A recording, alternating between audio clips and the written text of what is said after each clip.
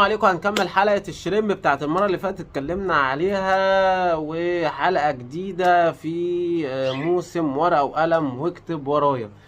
النهاردة الجاي ان شاء الله اتكلم معاك عن المرحلة الثالثة، وهي مرحلة ازاي ان انت تأكل الجمبري او ايه الاكل اللي احنا نقدر نقدمه للجمبري. الكلام ده هنتكلم عليه النهاردة. جهز نفسك ورقة وقلم ويلا ورايا. حالة الاكل دي كلنا بنستمتع بيها واحنا بناكل الاحياء بتاعتنا، سواء سمك او جمبري او اي، ان شاء الله حتى لو مربي قطه بتستمتع جدا وانت بتاكل الحاجه اللي انت بتربيها، لان ده المغزى من التربيه.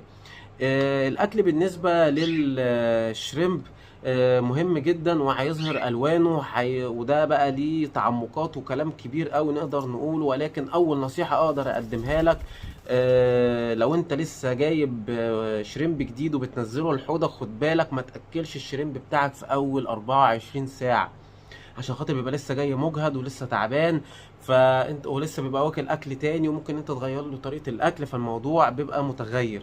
فاوعى تاكل الجمبري بتاعك في اول 24 ساعه، عدي يوم كامل براحه وان شاء الله الدنيا هتمشي تمام. بالنسبة للشريمب، هو في الطبيعي بيحب يقعد ياكل الطحالب ويمشي على الصخور والأخشاب، وهتلاقيه في الحوض عندك ماشي بياكل الطحالب اللي على الإزاز ويقعد ينقرش ويبتدي يغزل في النباتات والموس وياكل الطحالب اللي لا ترى بالعين المجردة اللي انت مش شايفها. فلو انت سافرت او رحت في حتة او سهيت عن الجمبري بتاعك اسبوع 2 3 4، اعرف ان الشريمب الاكل بتاعه موجود في المية، وألا وهي الطحالب. وكان في نوع من انواع الجمبري اللي هو الامانو شريمب، وتسمى على اسم المكتشف ليه او اللي دخله عالم الاكواريوم، اللي هو تاكاشي امانو، الاب الروحي للاحواض النباتية. بصفة ان طبعا الامانو بيحب ياكل الطحالب، وليه قاعدة كبيرة قوي من الطحالب بياكلها وبينظف الحوض والكلام ده. طيب نيجي بقى للاكل نفسه. بالنسبه للاكل بتاع الشريمب، في منه ليه شقين تقدر تقدمهم له. في عندك الدراي فود اللي هو المخصص ال- الشريمب، وده اكل علف عادي بيبقى مخصص منه شركات وفي تصنيع محلي، اللي تقدر ترتاح ليه تجيبه على قد تكاليفك هاته. والحل التاني، وده اللي انا بحب امشي بيه دايما، وده احسن حل وجميل جدا، الا وهو الاكل الطبيعي. وفي عندك هتلاقي في موسم كامل لوحده في قائمة اليوتيوب عن ازاي تاكل الجمبري بتاعك وتقدم له الاكل بتاعه. انا بقدم للجمبري بتاعي كوسة وبروكلي وقطع بطيخ وقطع بنجر، حتت سبانخ مهمة جدا، في حاجات كتيرة جدا، وخيار. الكلام ده كله تقدر تقدمه للجمبري بتاعك، بس قبل ما تقدمه وتنزله حوضك مطلوب منك حاجتين. اول حاجة، لو انت كمان هتاكل الدراي فود، خلي بالك من النقطة دي كمان، حاول ان انت تخلي فيه دايما طبق ان انت تحطه في الحوض، عشان خاطر الجمبري وهو بياكل بيفرفت وبيبهدل الدنيا. الفرفته والبهدله دي هتنزل في التربه تحت وتعلي لك نسبه الامونيا، فخلي بالك من الحته دي. تاني حاجة، لو انت هتقدم اكل طري او اكل طازة، اديله نص سلقة. يعني تجيب مية من البويلر وتجيب برطمان او طبق وتحط على الاكل اللي انت هتقدمه حتة صغيرة، تحط عليه مية بتغلي لمدة دقيقتين 3. المية الاكل نفسه هيبتدي يستوي وياخد سوا. هتاخد الاكل بتاعك وتجيب الخله اللي هي بتاعت الشيش الطويله دي، او شوكه او اي حاجه، وتغرس فيها الاكل اللي انت عايز تقدمه وتنزله للجمبري بتاعك. تتفرج عليه وهو بياكل وتتابعه كويس جدا وهو بياكل. اول ما يخلص هترفع الحاجه بعد ما يخلص خالص، عشان ما تبقاش الحاجه موجوده زايده عن اللزوم، وتبتدي تتحلل وتخش بقى تحت قائمه الطحالب وارتفاع الامونيا والكلام من ده كله. الكلام ده مهم جدا ان انت تطبقه. وطبعا تغيير المية احنا اتكلمنا عليه في الحلقة اللي فاتت، مهم جدا جدا جدا، عشان خاطر ما تعليش نسبة الامونيا في الحوض. واتكلمنا كمان في الحلقة اللي فاتت ان انت لازم تحط نباتات عشان تخلصك من القصة دي، وده هيبقى غذاها، وده الحلة والغطا اللي اتكلمنا عليه المرة اللي فاتت. هنخش على المرحلة الرابعة، وهي مرحلة تغيير وصيانة الحوض. تغيير وصيانة الحوض احنا اتكلمنا تقريبا في وسط كلامنا على حاجات كتير جدا، منها تغيير المية ومعاملات المية والحفاظ على معاملات المية. كده كده لو انت عامل حوض طبعا نباتات، انت الموضوع بالنسبة لك هيبقى سهل. انت بتسحب 25% من مية الحوض وتبتدي تنزل مية معالجة جديدة للحوض بالراحة جدا جدا جدا. وخلي بالك في الشتاء ما تنزلش المية تدلدقه، عشان خاطر هيعمل انخفاض في درجات الحرارة.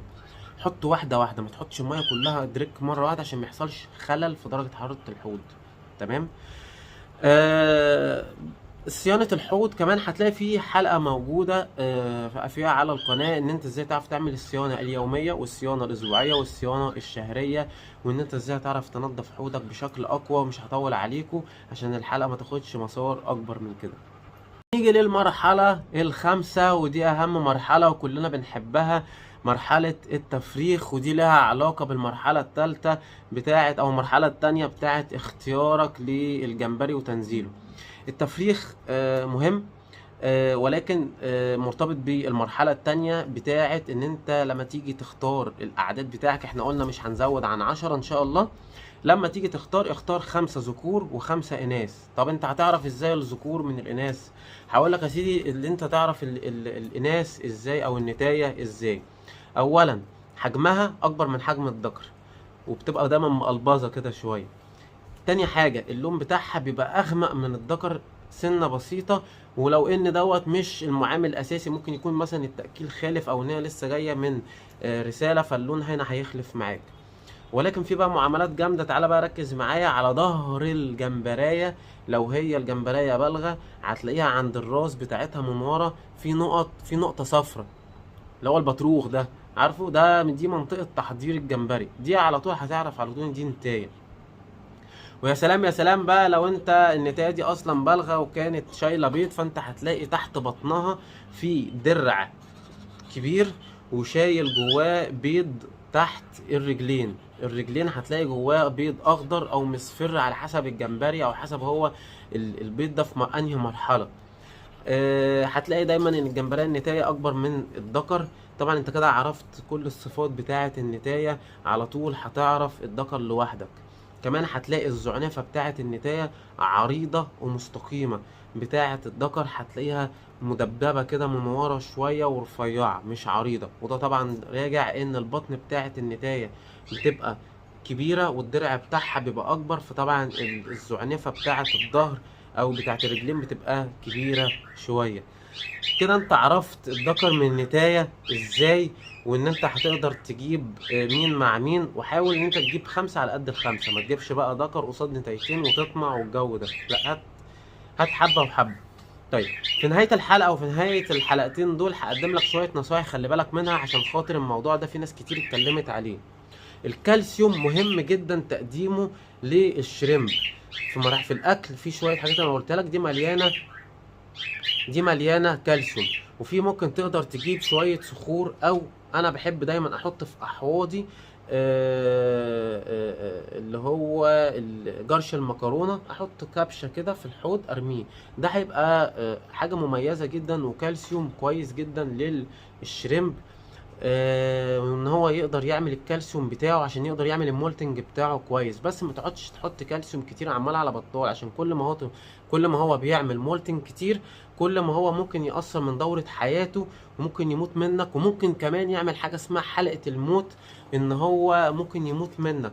حلقة الموت ده نتيجة ان الكالسيوم على القشرة قوي جدا، وان هو عايز يعمل انسلاخ، فجت الطبقة بتاعة الانسلاخ نفسها يفصل الراس عن الرجل عشان خاطر ينفصل ويطلع، فمش عارف، فعمل حاجة هنا اسمها حلقة الموت. وتبتدي هنا الجمبرية تموت منك وتحصل وفيات وانت ما تعرفش هي جاية منين. تبقى انت مزود في نسبة الكالسيوم كتير، وده يعمل خلل في صلابة القشرة. فخلي بالك الموضوع ده، الشد الزيادة عن حده بتقلب ضده. لحد هنا قدمت لك كل المعلومات اللي تقدر تستفاد بيها ان انت تأسس حوض شريمب بأمان، ومعاك كمية كبيرة من المعلومات. الحمد لله على قد ما قدرت ان انا اطلع المعلومات اللي عندي اقولها لك. ان شاء الله ممكن استنى استفساراتكم وتجاربكم، ولو حد عنده اي معلومة او اي تعديل على كلامي يا ريت يسيبها في الكومنتات تحت. ولو عجبتك الحلقات يا ريت ما تبخلش علينا برأيك وكومنتك ودعمك لينا، واشترك في القناة ودعمنا دايما برأيك، وده بيحفزنا ان احنا دايما نقدم الافضل والافضل. بكده الحلقات بتاعت موسم الشريمب خلصت. ان شاء الله هنكمل الموسم بتاع ورقة وقلم، واكتب ورايا في حلقة جديدة وموضوع جديد ان شاء الله.